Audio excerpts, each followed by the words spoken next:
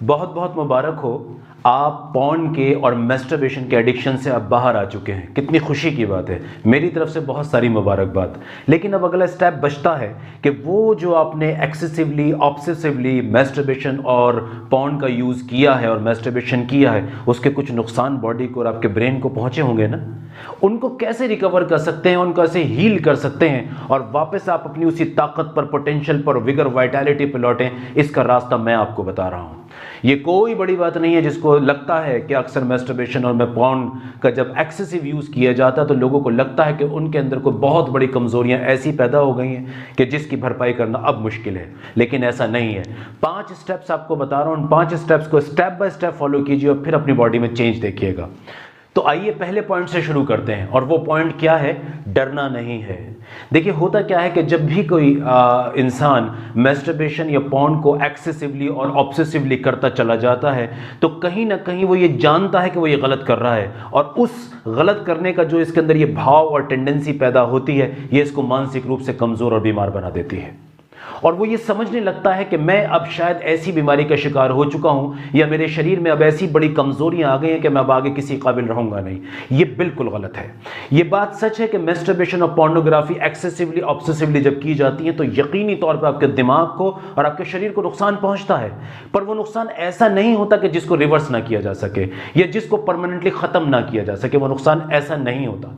मैं अपने 10 साल, 12 साल, 15 साल के तजुर्बे से आपको ये बात बता रहा हूं कि सेक्स की बीमारियों में ये जो डर है कि शायद मैं बेकार हो गया हूं, शायद मैं अब अपनी बीवी के काबिल नहीं रहा हूं, शायद या मैं अब आने वाले वक्त में अच्छा मर्द साबित नहीं हो पाऊंगा, शायद मेरी सेक्सुअल स्ट्रेंथ अच्छी नहीं होगी, इन बातों से ज्यादा नुकसान पहुंचता है बनिस्बत इसके जितना शरीर में बीमारी होती है।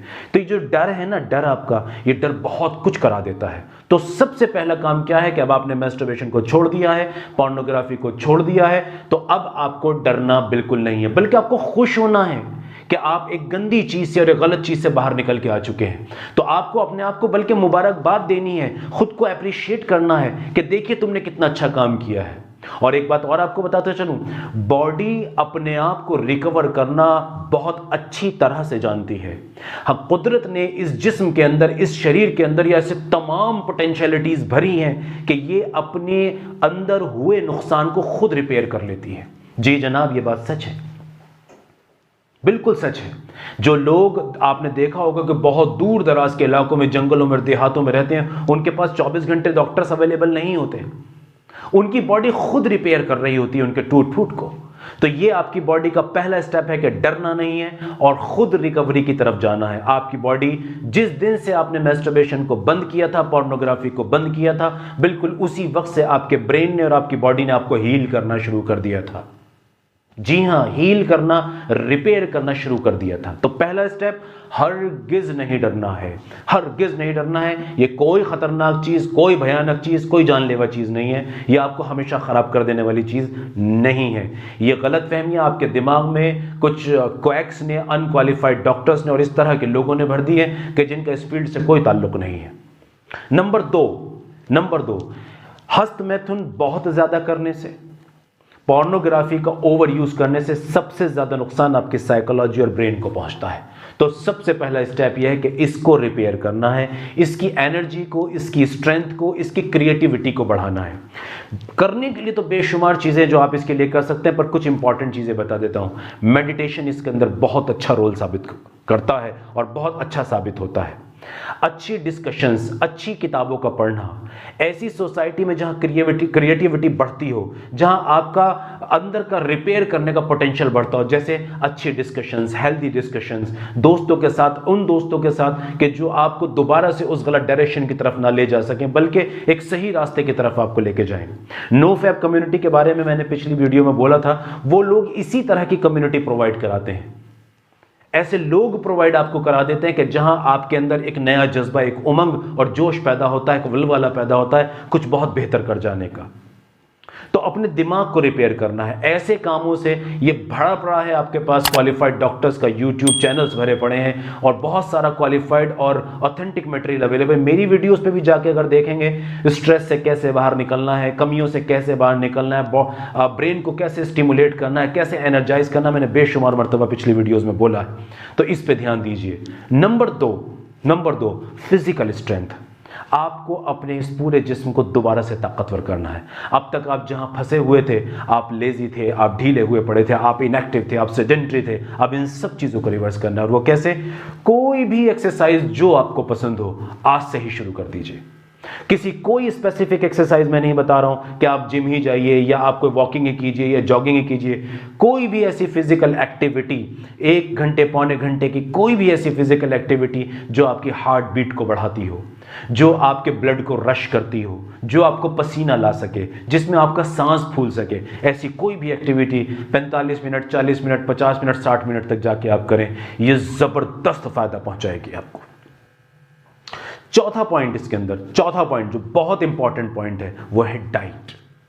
देखिए, जब हम किसी भी चीज को ऑब्सेसिवली करते हैं अपनी जिंदगी में, ये मैस्टरबेशन और पॉर्न के साथ ही नहीं है, कोई भी काम ऐसा कि जिसमें आप दीवाने, मजनून और पागलों की तरह जिस काम को करते हैं, उससे आपकी बॉडी के अंदर से वाइटल न्यूट्रिएंट्स की कमी होने लगती है, क्योंकि आपका ब्रेन और आपकी बॉडी दोनों उलझ जाते हैं उस काम को करने में, थक जाते हैं उस काम को करने में, तो अलग अलग तरह के लक्षण आपकी बॉडी में पैदा होते हैं। इसीलिए आपने सुना होगा कि जो लोग भी ऑब्सेसिवली और एक्सेसिवली मैस्टरबेशन, हस्त मैथुन और पॉर्न के शिकार रहते हैं, वो अक्सर आपको सर दर्द की शिकायत, शरीर में कमजोरी की शिकायत, भूल जाने की, जिसे हम कहते हैं ना कि मेमोरी का कमजोर होना, कमर में दर्द की, पिंडलियों में दर्द की, स्किन का डल हो जाना, आई साइट का वीक हो जाना, भूख का ना लगना, ये सारी, और इससे भी बहुत ज़्यादा नींद का ना आना, बेचैन रहना, घबराहट का होना, ये शिकायतें करते नजर आएंगे। इसका मतलब ये नहीं है कि उनके शरीर के अंदर ये सारी कमियां आ गई हैं, बल्कि इसका मतलब यह है कि ब्रेन और बॉडी दोनों थक चुके हैं। अब दोनों उस काम को करते करते थक रहे हैं, क्योंकि वो अननेचुरल एक्ट है, वो आपकी बॉडी पे अननेसेसरी प्रेशर डाल रहा है, उसके नतीजे में आपको ये सारी चीजें हो रही हैं। तो क्या करना है? डाइट। और डाइट अच्छी किसे कहते हैं? मैं अपनी पिछली बहुत सारी वीडियोस में बार बार इसका जिक्र करता हूं। डाइट से आपका शरीर बनता है, आपका ब्रेन बनता है। तो अच्छी डाइट वो होती है जिसमें से ये तकरीबन 5 चीजें निकाल दी जाएं। मैं ये नहीं बता रहा क्या खाइए, मैं ये बता रहा हूं क्या ना खाइए। क्या ये आसान नहीं होगा कि आपको ये पता लग जाए मुझे ये नहीं खाना? देखिए, कुदरत ने हमें खाने के लिए बेशुमार चीजें दी हैं, इसमें सेहतमंद चीजें भी हैं, और इन्हीं चीजों का रूप बिगाड़ के हमने इसे अनहेल्दी भी कर दिया है। तो मैं वो 5 ऐसे इंग्रेडिएंट आपको बता रहा हूं कि जिनका रेगुलर यूज आपको बेइंतहा नुकसान पहुंचाता है। अगर इन 5 चीजों को आप छोड़ देते हैं तो आपकी बाकी बची हुई डाइट ऑलमोस्ट अच्छी हो जाती है, ऑलमोस्ट अच्छी हो जाती है। पहली चीज, चीनी। चीनी, ये जो व्हाइट शुगर है, ये जहर है। चीनी और चीनी से बनी चीजें हरगिज नहीं खानी है, हरगिज नहीं खानी, बिल्कुल छोड़ दीजिए। नंबर 2, रिफाइंड तेल। रिफाइंड तेल, हालांकि रिफाइंड तेल की बजाय ऑलिव ऑयल, सरसों का तेल, देसी घी, इनका भी इस्तेमाल बहुत कम करना चाहिए, बहुत कम। याद रखिए, अगर आप इसे बिल्कुल छोड़ देते हैं तो भी कोई नुकसान नहीं, फायदा ही है। लेकिन हम लोग पूरी तरह से इसके आदी हो गए हैं सदियों से, तो किसी भी इस तरह की आदत को छोड़ पाना थोड़ा मुश्किल होता है। पर कम से कम हम रिफाइंड तेल जो बाजारों में अवेलेबल हैं, इनको तो छोड़ सकते हैं। आप जानते हैं रिफाइंड तेल कैसे बनाए जाते हैं? ये मेरा टॉपिक नहीं है, लेकिन मैं शॉर्ट में बता देता हूं। एक घटिया तेल को लेकर उसको भी हजारों डिग्री टेम्परेचर पर पकाकर और कई तरह के केमिकल्स डाल के इसको छान के आपको दे दिया जाता है, और लेबल इस पे लगा दिए जाते हैं बहुत खूबसूरत, और आप इससे अट्रैक्ट हो जाते हैं। नहीं, रिफाइंड तेल, चीनी, रिफाइंड तेल। नंबर 3 जो है वो है मैदा, रिफाइंड फ्लोर जिसे बोलते हैं। मैदा, ये व्हाइट होता है, आटे से ही निकाला जाता है।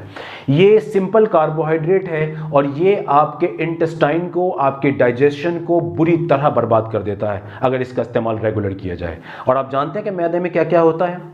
हर तरह का fast food, junk food almost मैदे से ही बनता है। पिज्जा, बर्गर, नूडल्स, और इसी तरह के समोसे, कचौड़ी, पकौड़े, ब्रेड, बिस्किट्स, कुकीज, बेकरीज, ये सारी इसी से बनी है, सारी इसी चीजें। नंबर चार, पैकेज्ड फूड।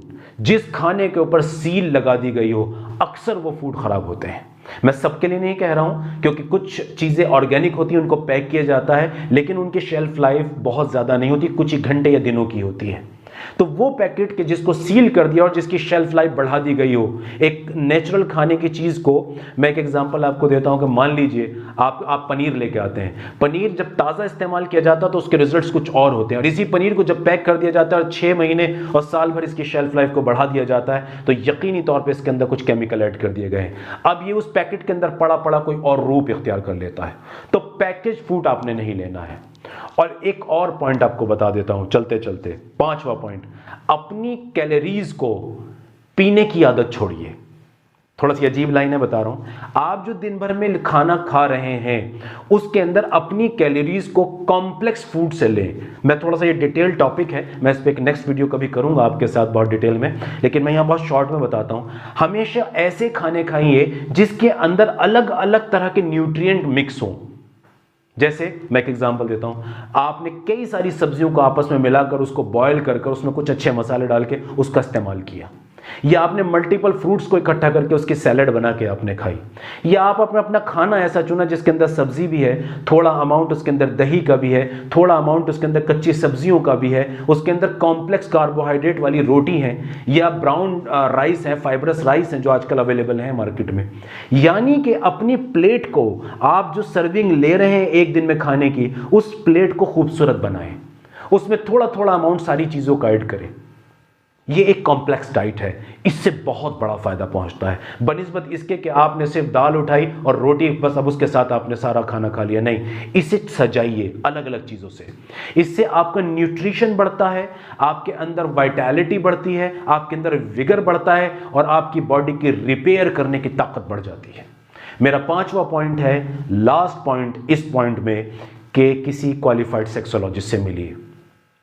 आपके लिए क्या बेस्ट है, क्या स्पेसिफिक है, आपकी बॉडी को किस चीज की जरूरत है, ये एक क्वालिफाइड डॉक्टर से बेहतर कोई नहीं बता सकता। जब आप अपने क्वालिफाइड डॉक्टर से ऑनलाइन या ऑफलाइन कंसल्ट करते हैं तो वो आपकी बॉडी को समझ जाता है, आपके ब्रेन को समझ जाता है, आपके अंदर हुए डैमेजेस को समझ जाता है, उसके लिए बिल्कुल स्पेसिफिक आपके लिए दवाइयाँ या डाइट या अदर पैरामीटर्स वो डिसाइड करता है और आपको बताता है, जिससे रिकवरी 200 गुना तेज़ हो जाती है और बहुत शॉर्ट पीरियड में आप बिल्कुल हेल्दी हो जाते हैं। मुझे उम्मीद है मेरी बात आपको समझ में आई होगी। Thank you very much.